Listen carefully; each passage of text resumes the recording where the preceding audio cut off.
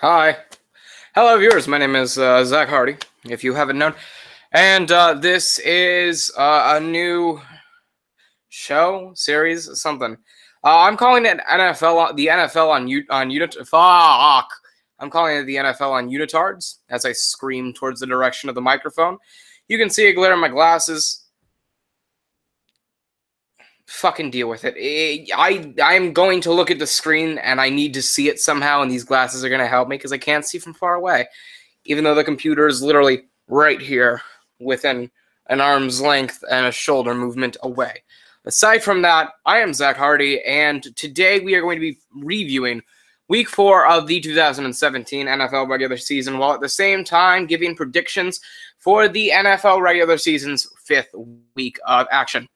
When it comes down to it, we have quite a bit to talk about when it comes down to everything.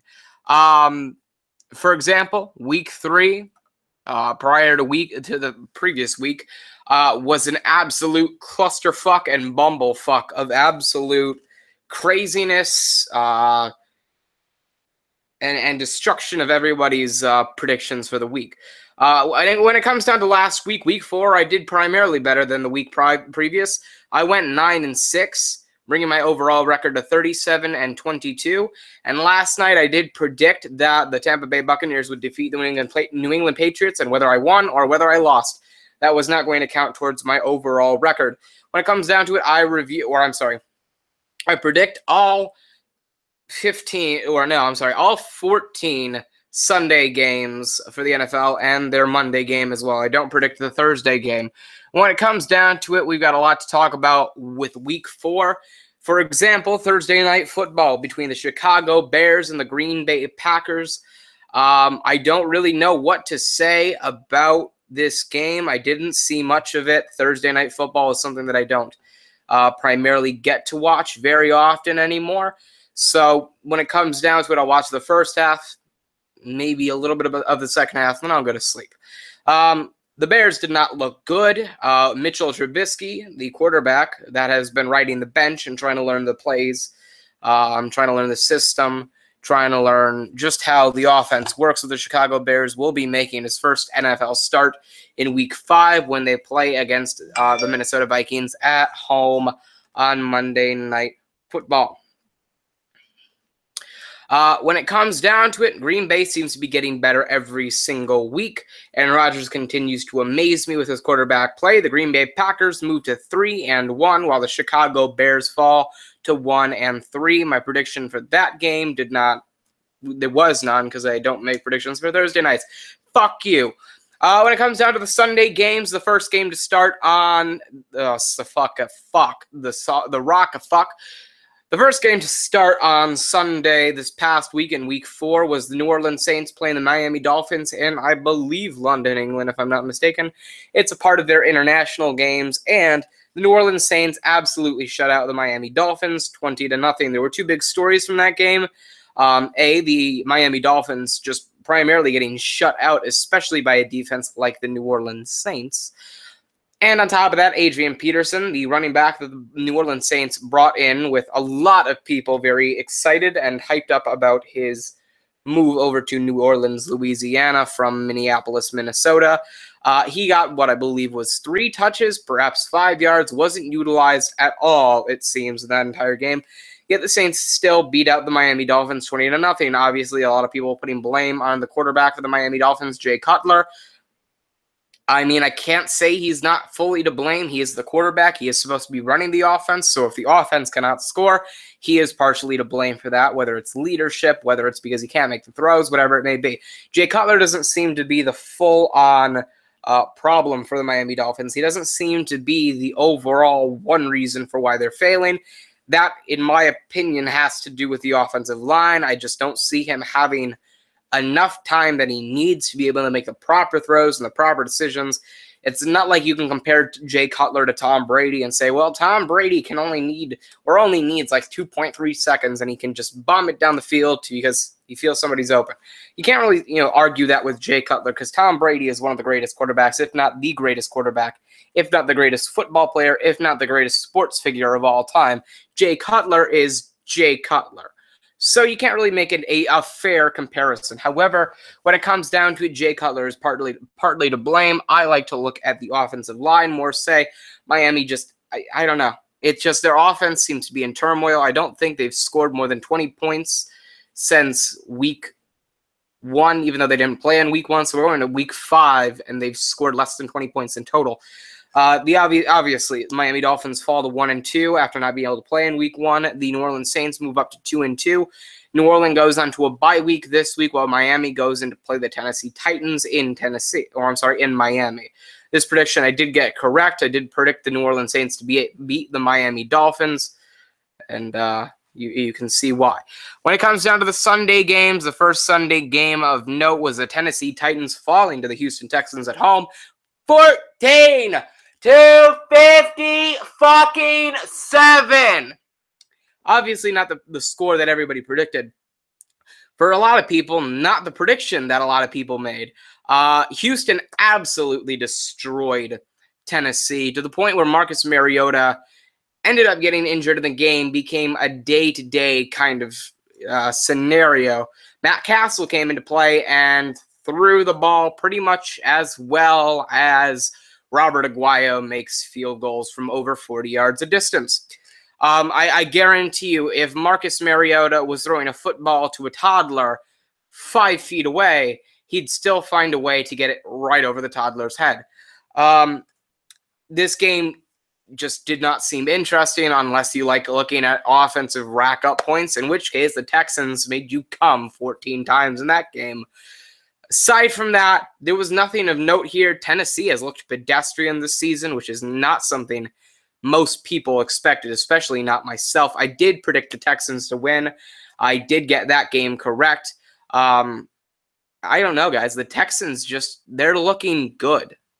They're looking really good. I mean, they made it competitive against New England, and obviously you have the argument that's ever so present, and that is, just because you cut it close against a good team doesn't change the win-loss column. And while I definitely agree with that, it definitely does show signs of the characters and the players and the skill on your team, offense and defensive, which is why when you looked at last week with New England versus Carolina, which we'll get to in a little bit, New England's defense looked pedestrian while their offense looked very skilled. It came down to the point where you knew that you were looking at a team where the offense was really good and the defense was just god-awful. You look at this Texans team, you see talent on the defense, you see talent on the offense, and while talent doesn't necessarily make up a side of the ball, their team play has been great in both cases, offense and defense. I like what they're doing this season. I like what they're going with. I like how Deshaun Watson is playing. He's looking like a bona fide starter. He's looking like he can make it promising in this league for at least a couple of years. Houston Texans defeat the Tennessee Titans 57-14. The Texans move up to 2-2. The Titans move down to 2-2. I believe the Texans went to 2-2 if I'm not mistaken. Next up, the Tennessee Titans play the Miami Dolphins in Miami, while the Texans play the Chiefs at home on Sunday Night Football. That kind of prediction will probably boggle a little bit of your minds when it comes down to later in the episode. But when it comes down to it, my prediction was correct. I move up to 2-0 on the week. When it comes down to my first loss, that comes in the next game, and that is the Jacksonville Jaguars falling to the New York Jets 23-20 in overtime. Jacksonville just, fucking hell. They seem to be that team that just can't make up their minds of whether they want to be competitive or whether they just want to downright fuck themselves up the asses every single week. It amazes me that the Jaguars are 2-2, but to a higher extent, it amazes me that the Jets are 2-2. Not counting anything against the Jets, they're a historied organization. Not historied in the case of winning, as more so that they are losing. But when it comes down to it, I didn't expect them to pick up a single win when it came down to this point. I still expected the Jaguars to win. Jaguars move down to 2-2. The Jets move up to 2-2. There are just a lot of questions when it comes down to this season, and two of those questions are, what the fuck is happening to Blake Bortles?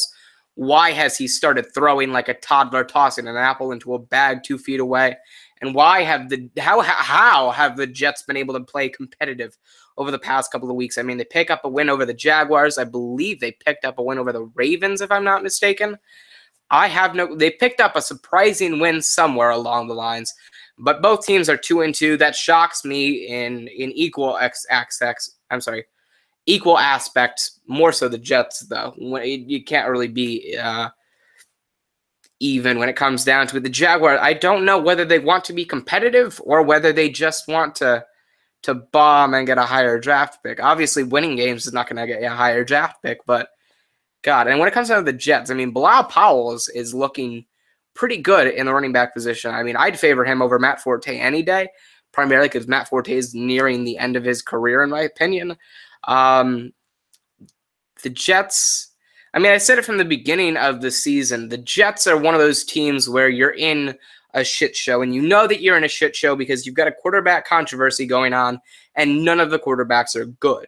None of the quarterbacks can lead a team efficiently. That was like the 49ers last year between Colin Kaepernick and Blaine Gabbert. You had to choose between somebody who is always in the media, who is extremely behind either scrutiny or praise, and always had that on his plate. And at the same time, your other choice was Blaine Gabbert. So I feel for you, New York. At least you have the Giants. In this prediction, I ended up getting it wrong. That put me to 2-1. The Jets will play the Browns in Cleveland this week, and the Jaguars will play the Steelers in Pittsburgh this week. You definitely should look forward to my predictions later on in the episode. You want me to go to even 2-2 on the week, then you got to look me in the eyes and talk to me about this game. The Carolina Panthers beat the New England Patriots 33-30, and then there's a lot of talk about both teams, especially this week. For one, the New England Patriots, are they good? Can they rebound? Can they bounce back? They're not leading the AFC East after week 4 for the first time in God knows how long. Personally, I don't see them as just like every other team. When you look at it, they're still coached by Bill Belichick, probably the greatest coach in the league right now. They're still quarterbacked by Tom Brady, who even at 40 is the greatest quarterback in the league, at least in the past number of years / decades. The Patriots should be able to get the gears turning. I don't see them having this 14-2 season. I don't see them having a 13-3, let alone 14-2 season. 10-6, maybe 11-5, possibly. God, 9-7 is looking like it's not like too far away, but it's also it's not unbelievable right now to think that the Patriots would go 9-7 with the way their team's playing. You don't win championships by being good on one side of the ball and not the other. I mean, unless you're the Broncos from 2015 or God, unless you want to have a chance like the Dolphins of 89, 88, something like that. Fuck. Who cares? Patriots, they're this offensive team that just, God, they can't get their shit together on defense. And I don't know why. Bill Belichick is more of a defensive coach than offensive in my mind. The coordinators are great. Almost every single one of the coaches for the New England Patriots are head coach material, or at least are viewed that way right now at the moment. So you look at it, it's like, Jesus, fuck, what is happening in New England? And aside from that, then you got the Carolina Panthers. Cam Newton goes back for at least a week to his MVP form of 2 years ago, and later on in the week makes a joke about women asking about routes. I'm not going to give my political opinion because most of the time when I give a political opinion, people seem to either turn it and use it against me in a way that it wasn't meant to be, or they just start an outright argument and all hell breaks loose. Personally, I don't care about what the comment he made when it comes down to football. Obviously, I have my opinion on it. I'm not going to talk about that opinion because this is football. We should talk about football. Is Cam Newton going to go back to MVP form this week when he plays, I believe it's like Detroit Lions in Detroit? Probably not. Cam Newton, A, he's got a lot on his plate right now, but at the same time, B, he's one of those quarterbacks that just does not seem coachable to me. I've heard that phrase thrown around a lot with like guys like Colin Cowherd and even Skip Bayless, but I shouldn't use him as a source. I mean, Skip Bayless is about as good a source as an Alabama head coach is to an Auburn football program. So rest assured, I'll focus more on the fact that, Colin Cowherd and guys like him have talked about Cam Newton not being coachable, and I definitely see that. He seems like it seems like his best days are behind him, if you know what I mean. It's like he had a great season, yes. He kind of disappointed the following season, and the season after that just seemed, the season after that he just seemed pedestrian up until last week. This is a guy who couldn't really get the gears going against San Francisco, who overall isn't really an 0-4 team, even though they are this week. He couldn't get the gears turning against them. He couldn't get the gears turning against Buffalo.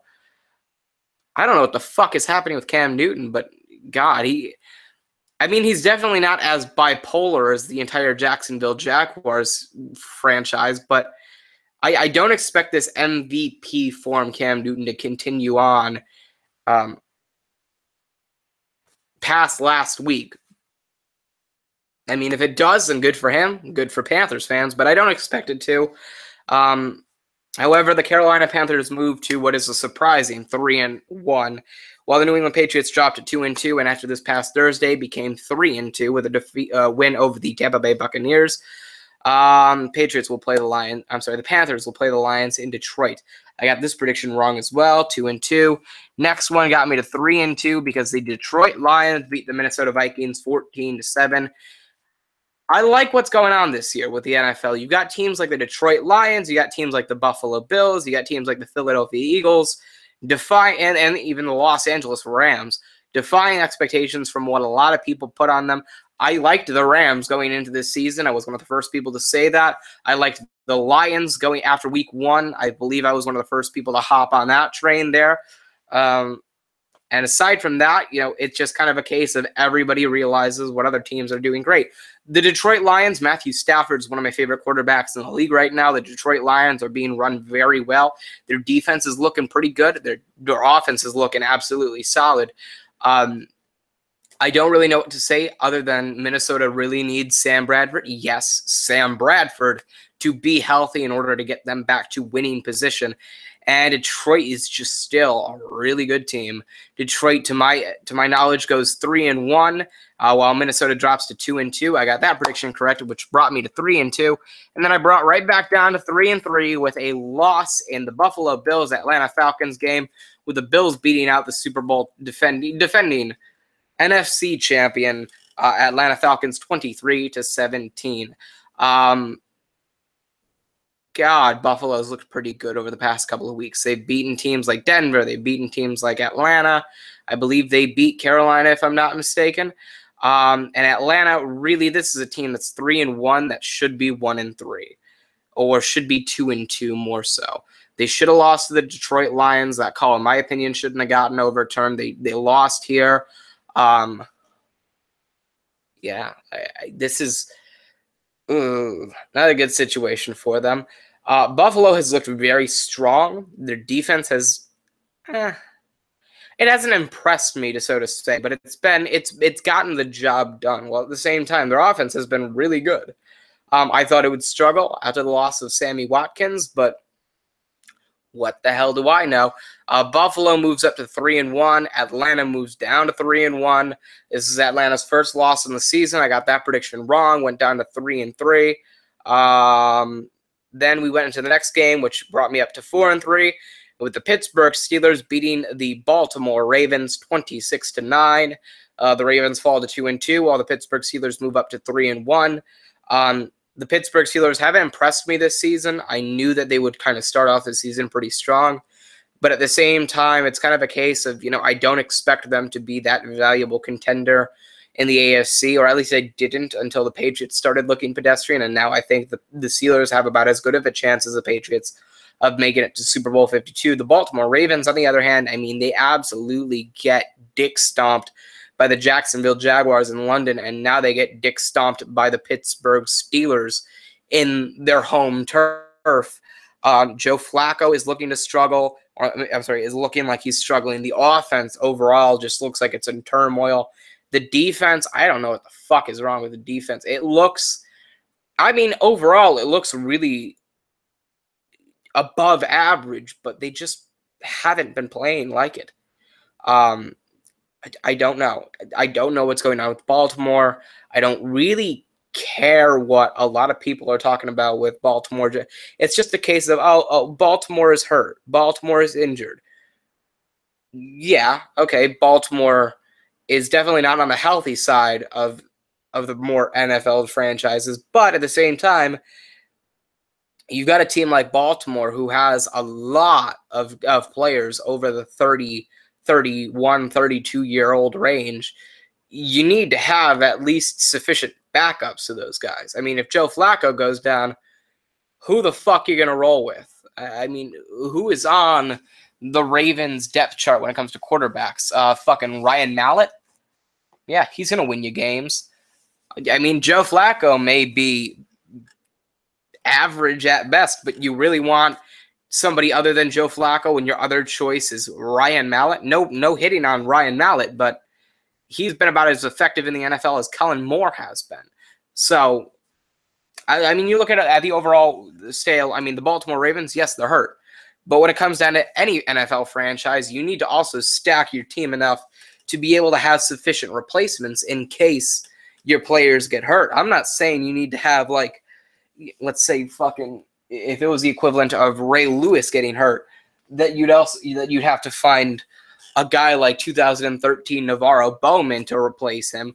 I mean, obviously that's not the case, but you need to have a guy that can actually play, step up after the Ravens. And that doesn't really show me that they're a bad franchise on the field. It just seems like they're poorly put together. And that is my opinion as a whole on the Baltimore Ravens. A loss 26-9, 4-3 in my predictions last week. Then I go right back down to 4-4. It was an up and down week for me again. The Cincinnati Bengals beating out the Cleveland Browns 31-7, and I think this was the last week where I take the Cleveland Browns with more than a grain of salt. Granted, this is a team that could easily be 2-2 right now. They're walking into week 5, 0-4. The Cincinnati Bengals, obviously, from week 1, or from before week 1, I didn't expect them to do anything special. Are now 1-3. Congratulations, your first win in 4 games of the NFL regular season is against the Cleveland Browns, which is essentially like a box of Cheerios beating out a box of Frosted O's as the most sold O's cereal on the market. It's a case of, yeah, good job. You won a game against what is essentially an NFL team a bunch of old people from an elderly shelter in wheelchairs, just disguised as NFL players. Good job, Cincinnati. Not much to talk about here. Cincinnati running up the score on the Cleveland Browns isn't surprising. Again, the Cleveland Browns are essentially as disappointing as buying a package of 8 popsicles, yet finding one popsicle on the bottom of the exact box, and that popsicle is melted. So, good job, Cincinnati. You don't really prove anything to me. Cincinnati's just poorly run. Andy Dalton, it looks like he's throwing pillows out there in a toss motion. It seems inaccurate. He can't make the throws. I don't know what the fuck is wrong with Andy Dalton. I mean, I had him on my fucking fantasy team 2 or 3 years ago, and now he can't do shit. But then again, I had Colin Kaepernick on my team last year, and he's not even on a team, so I can't really talk much. Cleveland Browns overall, I mean, they looked promising at the beginning of the season. They held their own against Pittsburgh. They managed to make it a fight in week 2. Week 4, they just look like the same old Cleveland Browns, and that disappoints me. They moved down to 0-4. I don't expect it to get better, and trust me, I'm not trying to shit on Cleveland fans. I mean, I can take criticism. I'm a 49ers fan after all, and I'm making YouTube videos on the NFL, so I expect to get shit thrown at me. I'll take it. Talk to me all about the 49ers being a horrible team. They don't look like an 0-4 team right now. They could easily be 2-2, 3-1 even right now with a decent quarterback. But you can talk all the shit you want about the 49ers. I'm fine with that. Just know, Cleveland, I feel for you. I know what it's like as a modern 49ers fan, not only as just I've been a 49ers fan since like 2009. So it's been almost a decade since I started following this team. So I've known their ups and downs, and There have not been many ups in the past 10 years, in relation to the rest of the franchise, but I feel for you. I know how it feels to suck and to be at the bottom with a couple of teams behind you. In your case, the Indianapolis Colts. But in reality, I expected more from the Browns. I expected more from the Browns in the beginning of the season. They disappointed me. I just hope it picks up from here on out. I'm really hoping for that, because that's about as much hope as the Cleveland Browns have right now. I mean, they have more of a chance at hoping that Johnny Manziel will come back from rehab and be the next incarnation of Jesus Christ on the football field than they do of winning more than 4 or 5 games the rest of the season. I know it's early, but still, it's the Browns. They're a factory of sadness. We all know that. Next game to talk about was the Los Angeles Rams defeating the Dallas Cowboys 35-30. And just me saying that makes Trey really think, is it worth it?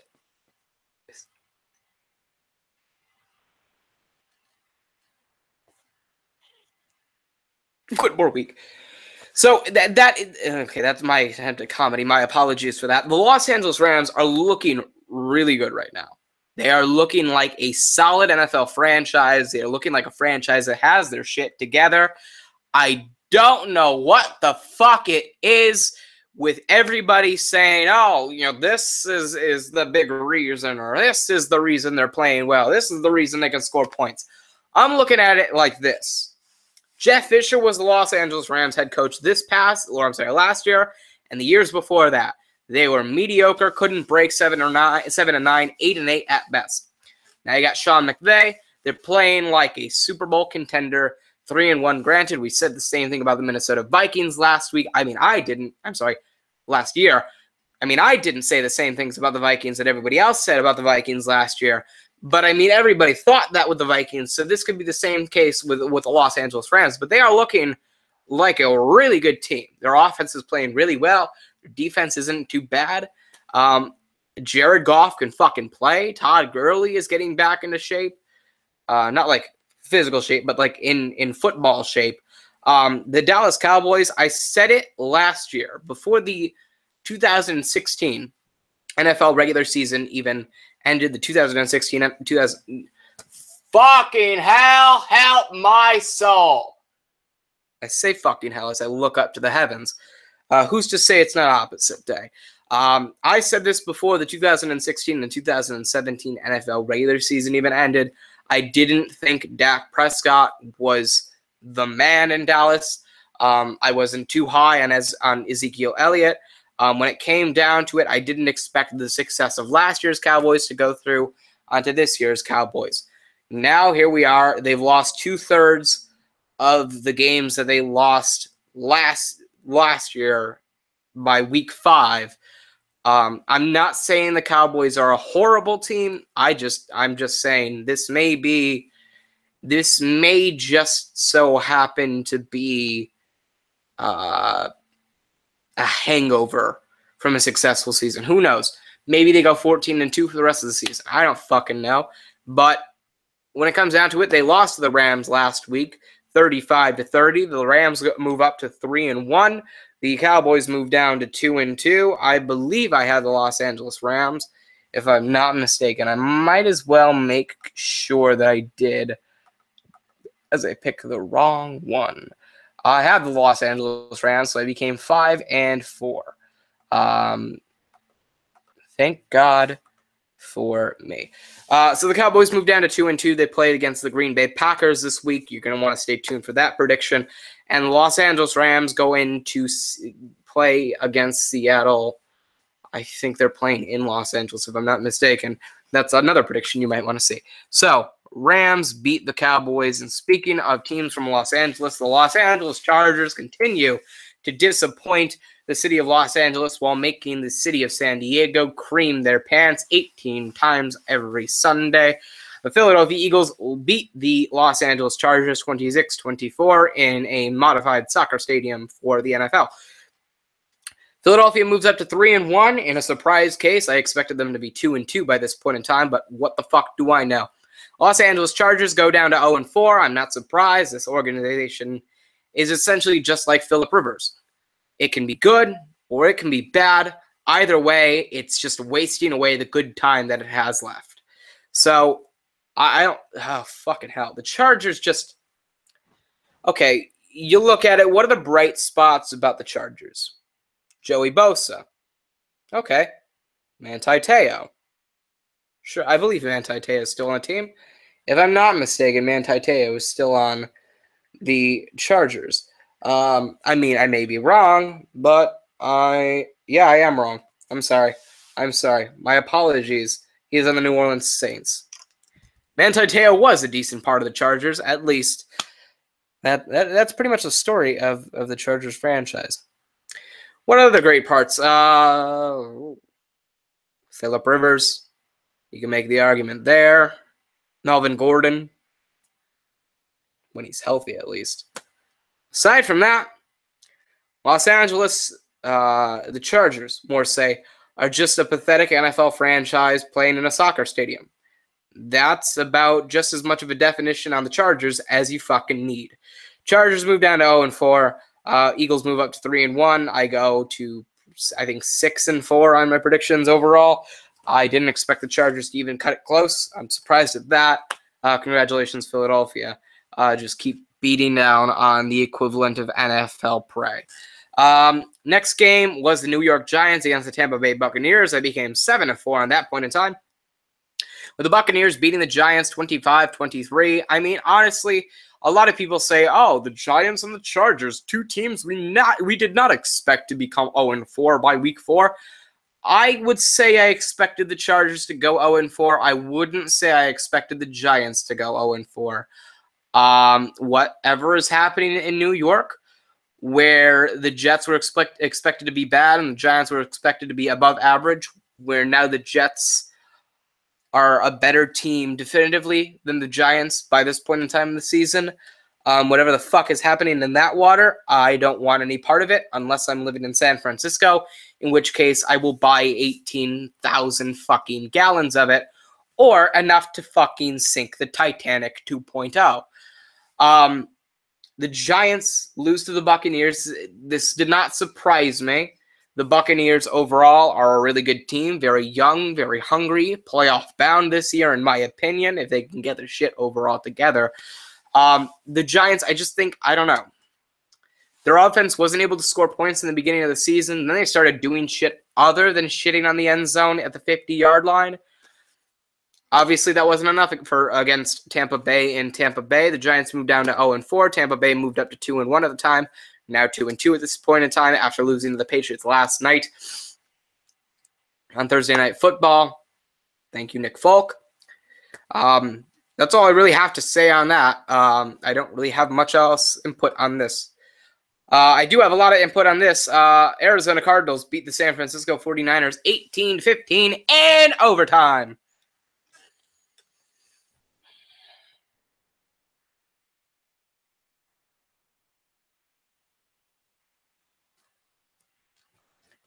Wake me up when September ends. October 6th, 2017. Fuck! All right, so I'm telling you right now, if the Colts manage to beat the 49ers this Sunday, I'm going to cry. The 49ers are an 0-4 team that I think out of all 0-4 teams right now in the league, Cleveland, Cleveland, Los Angeles, New York Giants, out of all of those teams, the Giants and the 49ers are my pick when it comes down to ties. I mean, there are probably other 0-4 teams that I've just forgotten about. But the Giants and the 49ers on equal grounds should not be 0-4. Beginning of the first half, week 1 and week 2, they were fucking horseshit. Week 3 and week 4, they picked their asses up. Last week, I don't know what the fuck happened. We went into overtime, tied 12-12. It was a slow death via field goal. We went to overtime. 49ers kicked another field goal as if we weren't sick and tired of seeing that all game long for 60-plus minutes. And then the Cardinals and Larry Fitzgerald became clutch for some reason. Fuck you, Carson Palmer. say that to the sky like you're dead, although with the Cardinals' offensive line, you might as well be. Cardinals move up to 2-2 with an 18-15 victory over the San Francisco 49ers in overtime, while the 49ers move down to 0-4 and crush my dreams and crush my hopes the way only the gold and red can. Good night, everybody. I don't fucking know. I think the 49ers could easily be 2-2, 3-1 even, with a good quarterback. We have Brian Hoyer. There are times where I'd rather have Colin Kaepernick. There are times where I'd rather have JT fucking Sullivan as our quarterback. I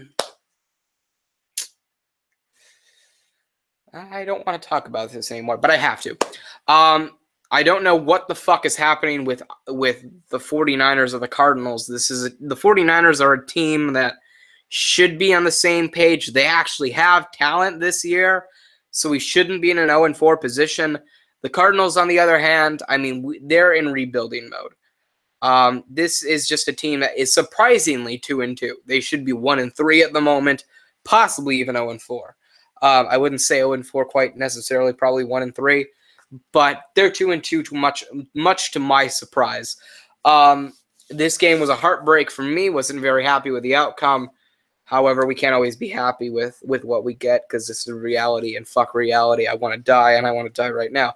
Oakland Raiders and the Denver Broncos played later on in the Sunday games, pretty much the same time as the 49ers and the Cardinals. Broncos beat out the Oakland Raiders 16-10, and Raiders moved down to 2-2, while the Broncos move up to 3-1 and are just behind the Kansas City Chiefs for lead of the AFC West. The Kansas City Chiefs, obviously 4-0, the only 4-0 team left. Only undefeated team left. I'm apologizing. The Broncos have an amazing defense that has just held up over the past few years. The Raiders just haven't looked themselves. And with Derek Carr now out with an injury, again, the Raiders look to be in a little bit of trouble. I don't expect this to ruin their season the same way that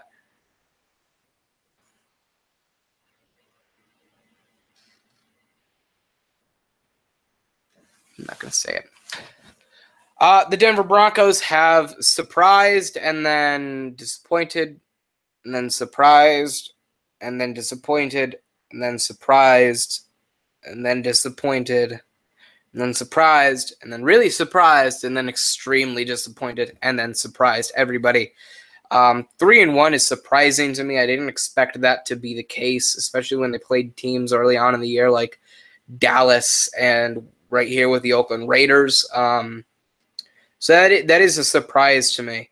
But a 16-10 victory for the Broncos is not completely out of ordinary when it comes down to football. Yeah. Congratulations, Denver. I feel really bad for you, Oakland. When it comes down to bringing a championship to Oakland, of all places, right now it's really now or never because you got no time left before Vegas decides, hey, yeah, we just got the Golden Knights, but we're selfish bastards and gambling isn't enough for us. Oh, yeah, and then public intoxication and prostitution being legalized here is also not enough for us. We need sports here, too. Get the fuck over here. We want your tits in our face. Sunday night game, Indianapolis and the Seattle Seahawks. The Seahawks beat the Colts 46-18 after giving the Colts an idea that they actually had a chance against the Seahawks. When you look at it, the Colts have been disappointing all season. It's surprising that they've actually won a game. The Seahawks are 2-2. I didn't expect them to do much early on in the season, but maybe they'll kickstart it up throughout the remainder of the year. Although the Seahawks really have a window of success that is just closing now. And it's not surprising that the bandwagoners are starting to leave. Colts, just I think Jacoby Brissett is absolutely a quarterback that can lead a team. However, when you have the Colts that are managed by the people that they're managed by and the offensive line that is protecting him, I don't trust Indianapolis. Jacoby Brissett would be a great starting quarterback for, let's see, Jacksonville. I would like Jacoby Brissett in Jacksonville. Jacoby Brissett would be a good quarterback in San Francisco, I would hope. Jacoby Brissett would be an above-average quarterback in Chicago, hopefully. Well, at some point. Probably is what I probably should have said. Jacoby Brissett would be a great quarterback in New Orleans after Breeze retires. Jacoby Brissett would be a great quarterback in Miami. Jacoby Brissett would be a great quarterback in Cincinnati. Jacoby Brissett would be a great quarterback in... I could see Los Angeles and the Chargers. Jacoby Brissett would be a good quarterback in Minnesota. Be a good quarterback in Washington following Kirk Cousins' departure. I mean, you look at a lot of teams that Jacoby Brissett could be a good quarterback on, and they're usually teams that just don't have a quarterback. So Jacoby Brissett is very valuable right now, and I'm not surprised to see that. When it comes down to it, the Colts really need Andrew Luck back. He's the only one that sparks life into that team. I completely forgot where the fuck Andrew Luck went. I mean, it's not like Teddy Bridgewater where I saw, okay, he fucked his leg up worse than Britney Spears fucked her career up in the early 2000s, or at least mid to early 2000s. So at least I know where Teddy Bridgewater is. I don't even know if he's coming back to the NFL. Looked like his leg was so fucked up. Andrew Luck, I don't remember what the fuck happened to Andrew Luck. It just seems like he got injured and then left for the remainder of the season.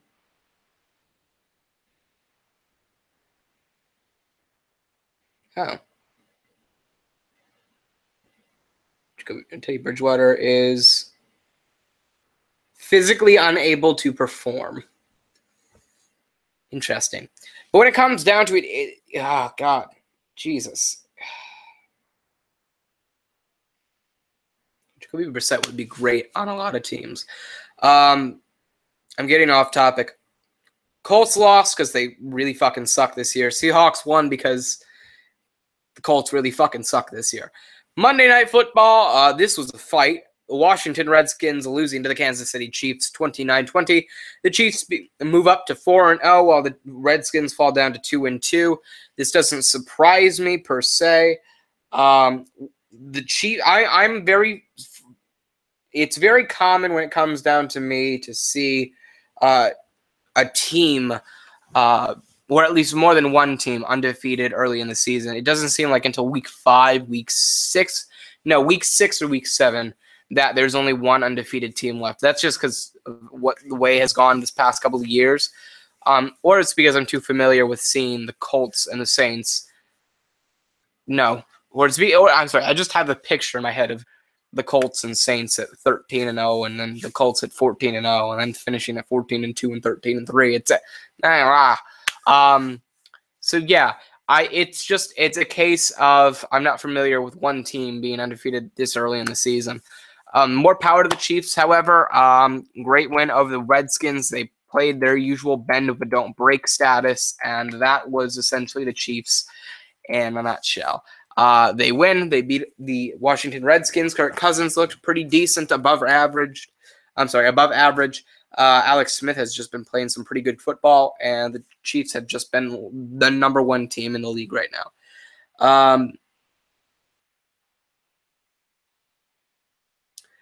Originally, it was reported that Bridgewater's injury would keep him out for 17 to 19 months. Jesus Christ. But in January 2017, it was reported that it was possible he would also miss the entire 2017 season. Oh, fucking hell. I'm sorry, Minnesota.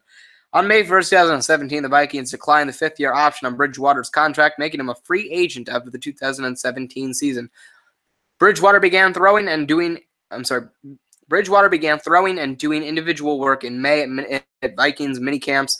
Head coach Mike Zimmer said on June 6th that Bridgewater has a long way to go until he is fully healed, but was impressed by his rehabilitation progress to that point. However, on September 2nd, the Vikings announced that he would begin the season on the PUP list, which is, meaning that he would miss the first 6 games to begin the year. PUP, what was it? I fucking remember. I know what it was. Physically unable to perform. There you go. God, I completely forgot what I had read. How the fuck did this happen again, though? During team practice on August 30th, 2016, Bridgewater suffered a contact injury to his left leg. A subsequent MRI confirmed that he had torn his ACL and suffered other structural damage, including a dislocation of the knee joint. As a result, he missed the rest of the 2016 season. After the loss of Bridgewater for at least the 2016 season, the Vikings traded a first-round pick in the 2017 NFL Draft and a conditional fourth-round pick in the 2018 Draft to the Philadelphia Eagles for quarterback Sam Bradford. In the 2016 season, the Vikings went 8-8, finishing third in the NFC North and missing the playoffs, despite starting 5-0. What was he like before that? Threw for no touchdowns and an interception behind a struggling offensive line that allowed 5 sacks in the Week 1 20-3 loss at the San Francisco 49ers. Oh, yeah, that's when we started. Actually, we started the season out well with a win. Bridgewater connected only 52.6% of his passes for 99 yards and an interception, but the Vikings pulled off a 20-13 victory and the blah, blah, blah, blah. He was named his first Pro Bowl. Let's see what his statistics were. 2014, 13 games, started 12, won 6 of them.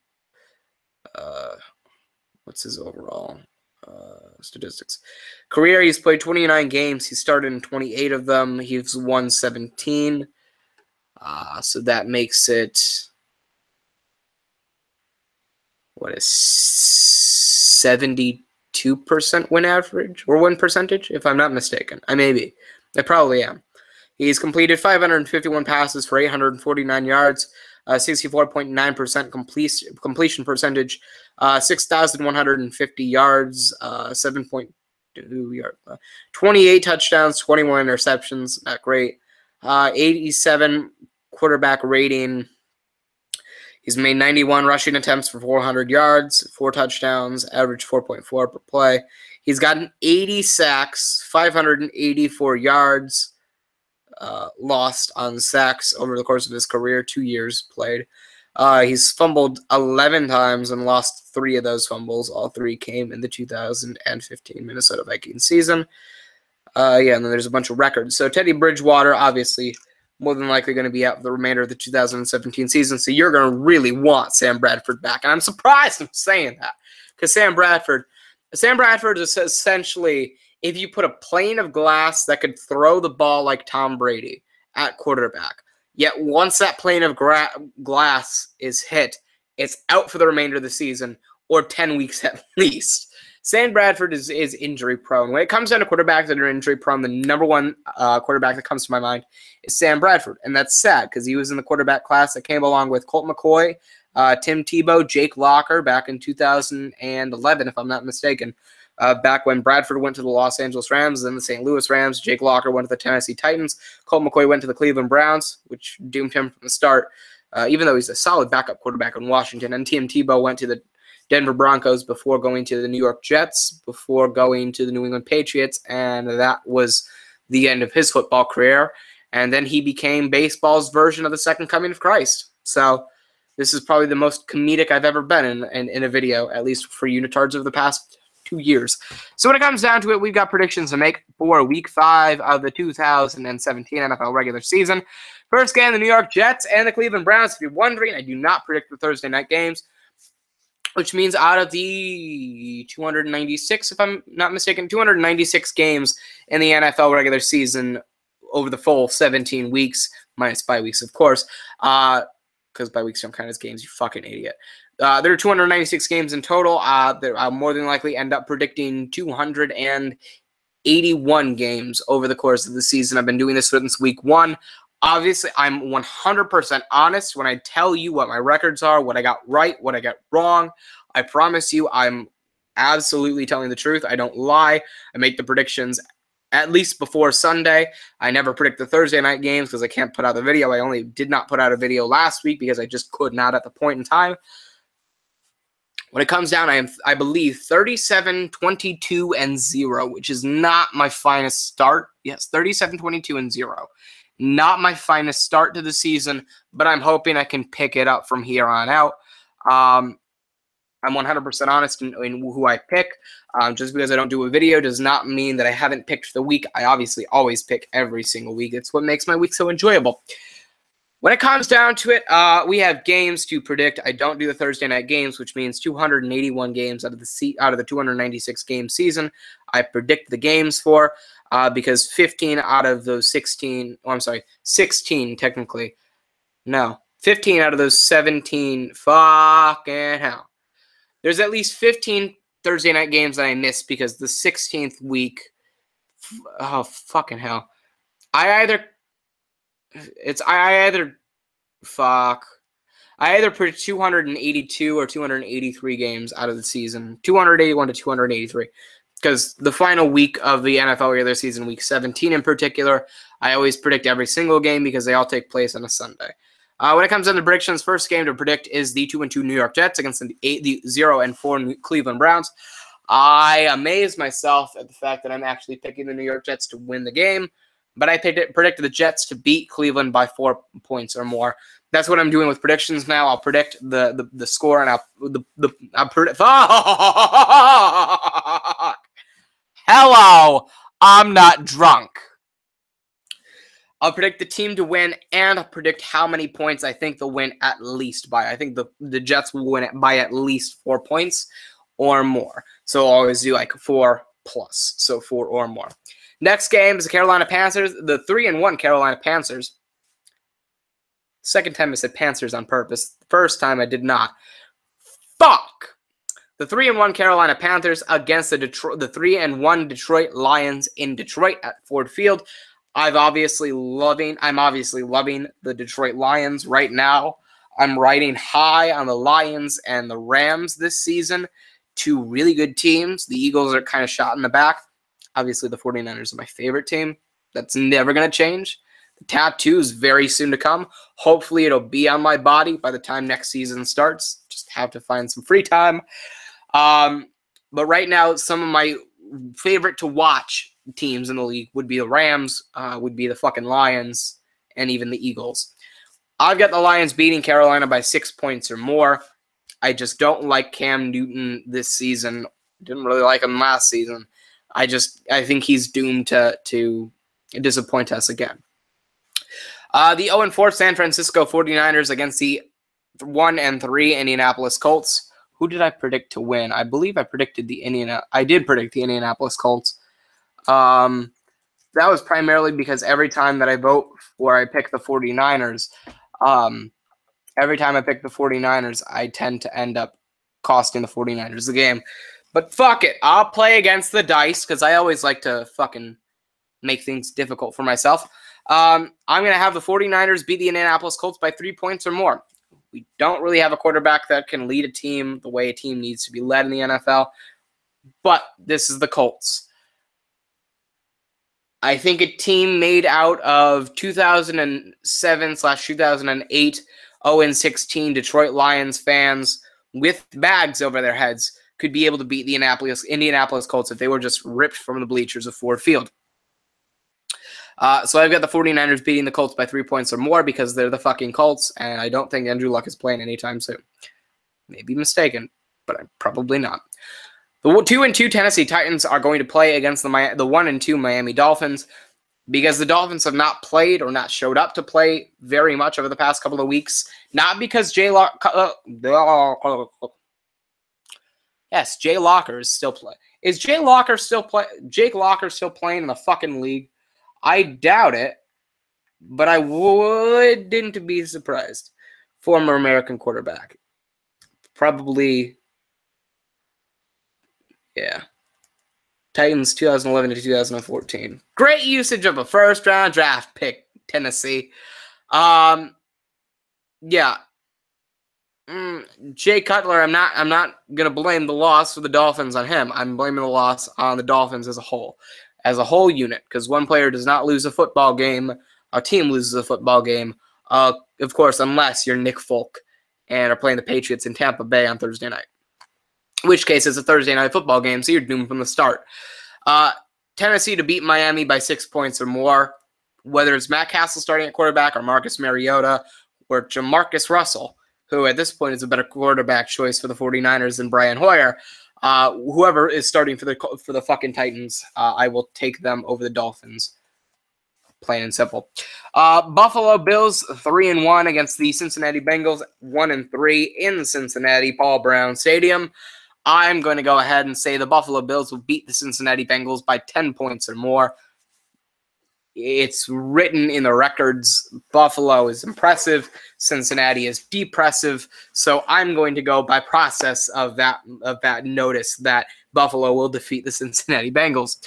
Los Angeles Chargers and New York Giants, both teams 0-4, playing in MetLife Stadium. This is my pick for garbage game of the week and probably shitfest of the week. I'm obviously going to pick the New York Giants over the Chargers. They don't deserve to be 0-4. It's just how things ended up. Los Angeles, the Chargers are essentially more saddening than if a baby's head was stomped in by a 20-year-old man. I'm very vivid if you haven't noticed, so welcome to UnitardZ. I've got the New York Giants beating the Los Angeles Chargers by 7 points or more. I'm very excited because this is NFL. Fuck it, I don't care. Next game to pick up is the 2-2 Jacksonville Jaguars playing against the 3-1 Pittsburgh Steelers at Heinz Field in Pittsburgh, Pennsylvania. I've got the Steelers beating the Jaguars by 9 points or more. If the London version of Blake Bortles decides to play, then I'll be a little bit more depressed at this choice. But it's the Steelers at home. This is essentially a shot. Very clear the night. Arizona Cardinals at 2-2 against the Philadelphia Eagles at 3-1 at Lincoln Financial Field in Philadelphia, Pennsylvania.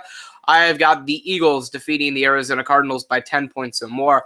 The Cardinals just should not be 2-2 at this point, and the Eagles are looking good at 3-1. I like the Eagles' chances this week. Seattle Seahawks at 2-2 against the Los Angeles Rams at 3-1 at, I believe, the Los Angeles Coliseum, if I'm not mistaken. Los Angeles Memorial Coliseum or something like that. I've got the Rams beating the Seahawks by 6 points or more. The Rams have just looked really good. I'm really impressed. I really enjoy watching this team. This will more than likely be, instead of me watching Red Zone, because I believe the 49ers are playing the 1 o'clock game this week, which means I can watch the Rams and the Seahawks play the 4 o'clock game. Probably won't be watching Red Zone at all this week instead of watching it for the 1 o'clock games, waiting for the 49ers to come on. I got the Rams beating the Seahawks by 6 points or more. The Seahawks just don't seem to have their shit together, and the Rams seem to have their shit together. So by process of elimination, I'm going to predict the game that probably won't disappoint me as much. So the Baltimore Ravens at 2-2 go against the Oakland Raiders at 2-2 in O.Coast Coliseum, I think it is. Oh, with a black hole. I've got the Raiders, whether it's Matt McGloin or Derek Carr starting for the Raiders. I've got the Raiders beating the Baltimore Ravens by 4 points or more. I just like pissing people off and picking the Raiders. A lot of people say, oh, you're a 49ers fan. You should always pick against the Raiders. You should always pick against the Cowboys. You should always pick against the Seahawks because you hate them. And you pick against the Cardinals and the Rams because they're division rivals. I know I probably should do that, but I want to win. I want to be good. And I'm honest. I think the Raiders are going to beat the Baltimore Ravens. I don't hold spite. I mean, I think the only team in the NFL that I actually downright hate, aside from the Washington Redskins owner, just because he's not a team, but I hate his owner. And aside from the 49ers owner, because I fucking hate Jed York. Aside from that, the only thing in the NFL that I really truly hate are the Seattle Seahawks. I just do. I got the Raiders beating the Ravens by 4 points or more. The Ravens just don't look like a good team. They don't look solid. They don't look like they have it all figured out. The Raiders look like they've just been cruising over bumpy roads. I think this is the week where they start kind of trying to get their shit in motion. When it comes down to it, speaking of teams that I should hate, Green Bay Packers at 3-1 against the Dallas Cowboys at 2-2 at AT&T Stadium in Arlington, Texas. Shocker alert! I like yelling. I have got the Dallas Cowboys beating the Green Bay Packers by 2 points or more. I don't know why this is what I'm going with. I'm just going to say this is a game that I think is going to surprise people. I've got the Cowboys beating the Packers. I'm of course have not been on board with this whole the Cowboys rule bandwagon, but I guarantee you, Trey has now dropped the gun and has said I have more hope than I did going into the week. So the Cowboys to beat the Packers by 2 points or more. That's probably my boldest prediction of the week, even though it's by 2 points or more. Kansas City Chiefs at 4-0 going against the Houston Texans at 3-1 at Reliance Stadium in Houston, Texas. For Sunday Night Football, I think this will be a really good game, and this is more of a shocker than a lot of other games, but not as much of a shocker as Dallas beating the Packers. I've got the Texans beating the Chiefs. I always love an undefeated story. I always love seeing a team that deserves to be undefeated, that is on top of their game, the top of the fucking standings, the top of the league. I love seeing them have a run to see, can we finish the season undefeated? And I think in my lifetime, hopefully, there will be a team that goes undefeated and wins the Super Bowl. But I don't think, at least looking at this week, that the Chiefs will end up coming out with a win. They played that bend, don't break so often this year that I think they're not just going to break, they're just going to snap. So I think the Texans beat the Chiefs by 6 points or more. Sean Watson has looked very good. He's got a very promising feature to him, and yeah, that's just my way of thinking. I wouldn't be surprised if the Chiefs won, but this is my prediction: the Texans to beat the Chiefs.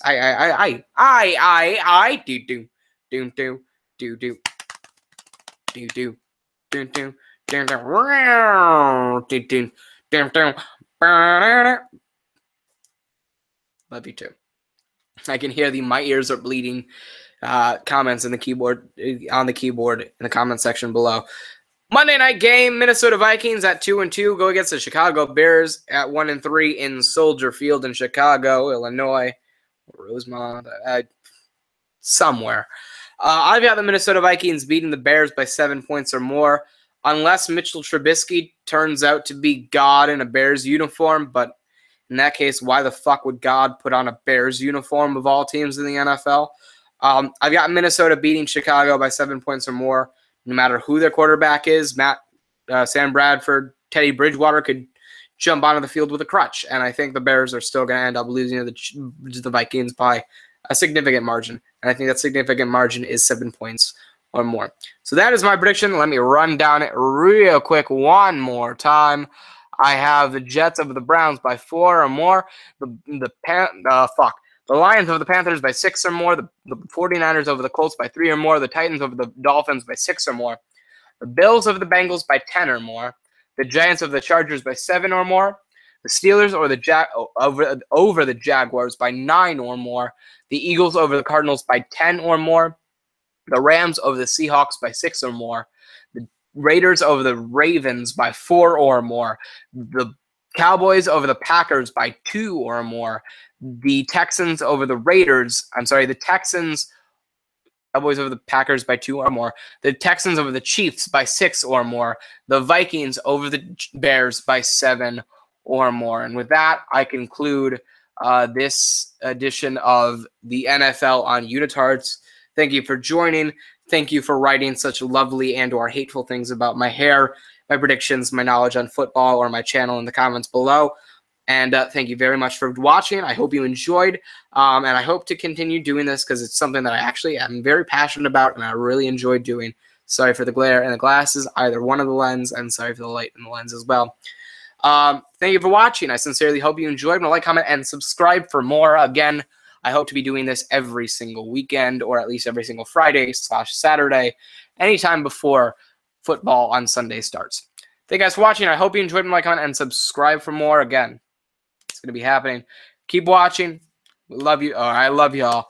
Have a great night. Like, comment. I keep saying that. Why do I keep doing that? I'm Zach Hardy, signing off.